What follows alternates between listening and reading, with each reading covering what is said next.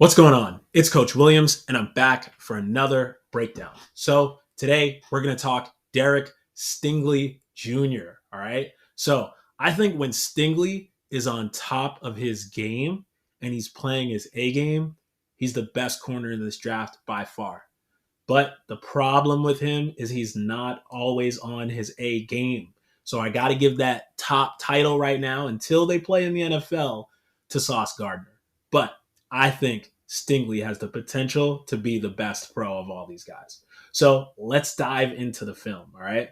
So on TikTok, when I posted some videos of Stingley, I heard people say, oh, Devontae Smith is his dad or whatever, right? So I went back and decided to watch the film from the Alabama game last year. And Devontae did have 2 touchdowns in that game, but one of them, it was zone coverage, and Stingley comes off of his guy to try to make a play. And if he had made the play, it would have been incredible, but that was not his responsibility. The other time, he definitely got beat, but it was just a perfect throw by Mac Jones and an insane catch by Devontae Smith. So I wanted to show you one play from that game that I really liked from Stingley, okay? So they're in zone coverage here, all right? It's 3-by-1, all right? And they got nasty splits, right? So that's important to this play.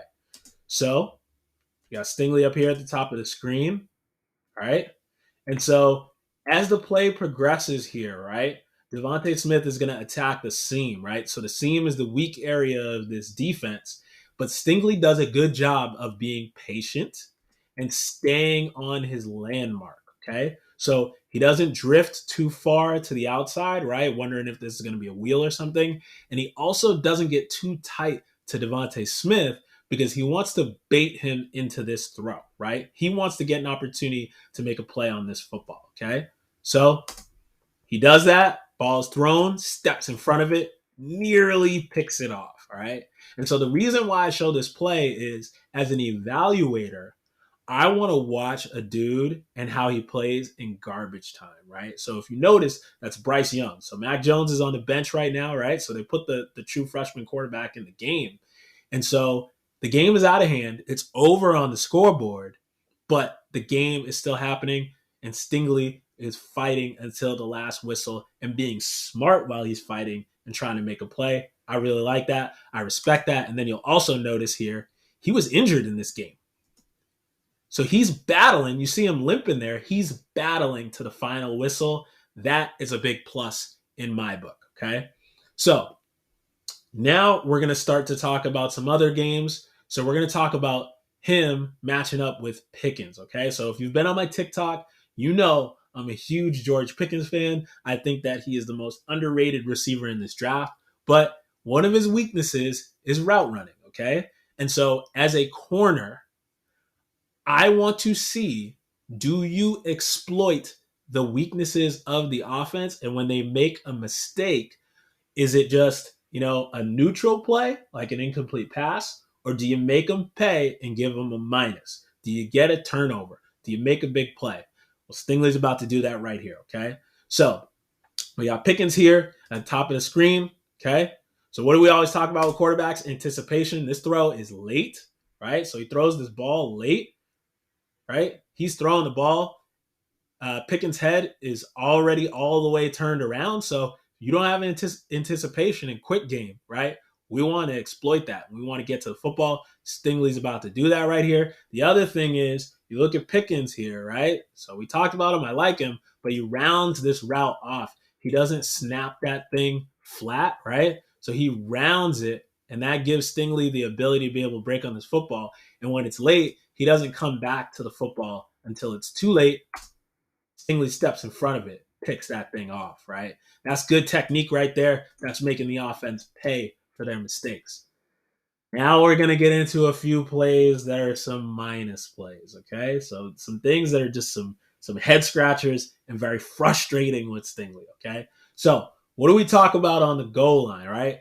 Every DB coach that you will ever interact with in your life will tell you we do not give up slants on the goal line, right? It's fine if they want to throw the ball to the pylon. They want to throw it to the back pylon on a fade. They want to throw some kind of out route, some kind of out-breaking route, right? That's got to be a perfect rhythm, timing throw. It's got to be super accurate to complete that ball.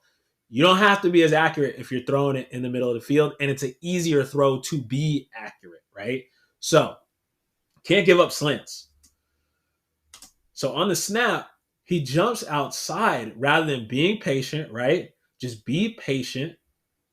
Don't jump outside like this. Protect the middle of the field and then be late to any fade ball, right? Because this, right, this kind of release, you're not going to run an out route off of that. It's going to be a fade, right? So if he runs the fade, that's fine. Just get there, right? Because it's going to take a while for the ball to get there. It's going to hang up in the air. But he jumps outside, gives Pickens all the space. And like I said before, you don't have to be as accurate in the middle field. Look at this. Look at how inaccurate this pass is, right? It's a terrible throw, but it's middle of the field. There's no help underneath right there. It's an easy throw to complete.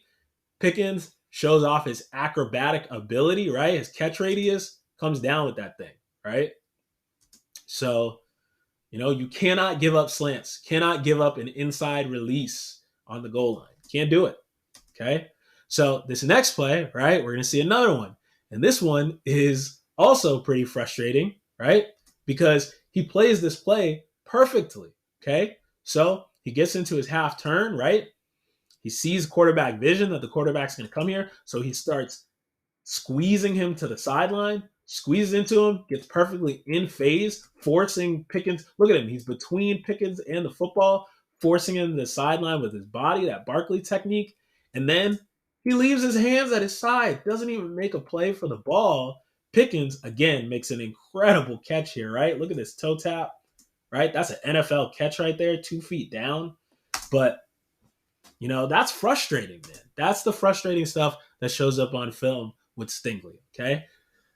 So I feel like I'm putting up a lot of negative plays here, but we're going to see another one here, okay? You got to understand coverages, right? So if you get double slant, right, with this coverage, you're going to have no help on the inside because this guy is going to go with the slant. Well, what happens? He goes outside again, right? So Pickens isn't even really giving him this hard outside move. It's just kind of a stall release. And if you see, Stingley gives away his leverage, right? He's giving up the inside, easy throw and catch for Pickens, and then doesn't finish, doesn't make the tackle there. That's frustrating, right? That's the frustrating stuff that comes up on film with Stingley. But now we're going to get into some of the wow plays that he can make, okay? So, playing UCLA in this one, right? So, they're going to run belly here, okay? I think this is belly. I know some run game aficionado might say it's not belly and it's some other play, but looks like belly to me because they pulled a play side guard, okay? Pulled a play side guard. This athletic quarterback keeps it, okay? And so unlike with Kaiir Elam, he takes a really good angle at this dude because he trusts his speed and his athleticism. He knows there's no way that this dude is going to beat me to the edge, so I'm going to pursue this guy inside out. He attacks the inside thigh of the quarterback and gets him to the ground. That's a perfect tackle. We want to see DBs that can tackle. In today's NFL, it's going to be all different kinds of coverages that you're going to run, right? So you might end up in some situations where you're the guy that's going to set the edge. Can you set the edge against supreme athletes? Well, Stingley just did it right there, okay? So we're going to get a nice, good view of it from the tight, okay? So they went with this weird muddle huddle kind of thing, trying to confuse people, okay? Again, I think this is belly, right? See, we see that play side guard pull, okay? Quarterback keeps the ball, tries to get on the perimeter, no chance against Stingley. Gets him to the ground, perfect form tackle, and a little strut afterwards. I like that. Like that right there, okay? So, again, they go with this weird muddle huddle kind of thing or whatever. You got Stingley at the top of the screen here, okay? And so, again, we talked about with Kaiir Elam how he doesn't know how to leverage blocks. Well, Stingley leverages this block beautifully, right? Remember we talked about Elam? He was getting driven back and turned his butt to the sideline. Well, look at what Stingley does. He drives this receiver backwards, right? So the receiver's moving backwards into the ball carrier, okay? He stays nice and square. He's engaged with the block and still makes the tackle. That is good perimeter defensive back play. I love to see that stuff, okay? Can you defeat stock blocks? It's important, right? How much quick game and screens and all that stuff do we see in the NFL today? You got to be able to do this, okay? So here he goes, right? Gets on the stock block, right? This is another technique thing right here, right? He gets that outside arm free, right? So he's got his outside half free. And what that gives him the ability to do is if the ball bounces to the perimeter, well, he's going to easily be able to disengage and be able to make a tackle. If not, it's going to get forced back inside. So if the ball gets to the perimeter, he's always going to be able to get off the block. And the only way he won't be able to get off the block is being held. We got the ref right there. So he'll get the call, but that's a good job making that tackle. That is what I want to see. That's supreme defensive back play on the perimeter right there. Okay. So this last play that we're going to watch, I feel like this is the play that personifies the draft profile for Derek Stingley. An incredible, insane play that just leaves you scratching your head. Okay. So they go with this little RPO play right here. Okay. And they're going to sneak the tight end out, right? So it's a little RPO. Tight end is wide open, okay? Ball's caught. He's on about the 38-yard line. Tight end's on the 41. He's at the bottom of the numbers. Watch this, okay? Look at this. He is about to hawk this dude down.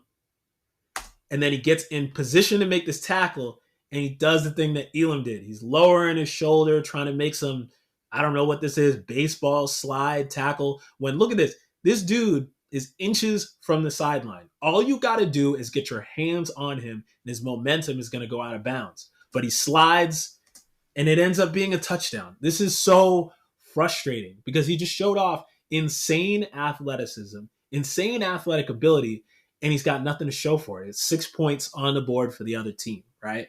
So we'll see it again from the tight here, okay? So you'll be able to see, look at this, right? So he's all the way out here. He's at the bottom of the numbers during this play, right? He's at the 30-yard line, out of the screen when the ball is caught, not even in the screen.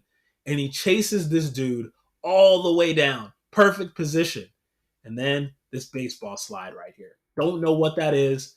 Don't know what he was thinking on that play. All you got to do is just push him, and he's going to go out of bounds, right? His momentum is going to carry him out of bounds. But he decides to do that. And one of the things that I love about this play, too, is a lot of corners, backside corners in pursuit, one, are never going to make this play because they don't have the speed or the athleticism to, and they're also lazy, so they don't run. He did what you're supposed to do on that play until the very end, and he's got nothing to show for it. And you can see him on the ground here. He's frustrated, right? So I think that's a perfect play to end it on because that personifies watching film on him. So, like I said before, I think that he has the potential, though, to be the best corner in this draft, but I got to give that title to my dude Sauce Gardner right now. But, I'm excited to see where he goes. I think that he needs to go to a team that has a really good coach, right? A guy that is known for, getting guys the best out of them, training them, getting them to the next level. So I would love to see him with maybe the Baltimore Ravens with Harbaugh, or somehow fall down the draft and end up with the New England Patriots. I feel like Belichick would be a perfect coach. Belichick's background is defensive backs, right? I think that he could get this dude to the full potential of what he could be as an NFL athlete. So we'll see, though. He's probably going to go early, and we'll see what ends up happening with that. But I really like Derek Stingley, but we're going to start to get into some of the other guys, right? So we're going to get into Sauce. Don't worry. We're going to get to him. We're going to watch some film on him, but some other guys that we want to get to that I want to show you that I think have a lot of potential. And we're just going to keep it going like we always do during draft season. So as always, you know what it is. It's Coach Williams, Ball Hawks. We fly. I'm out. Peace.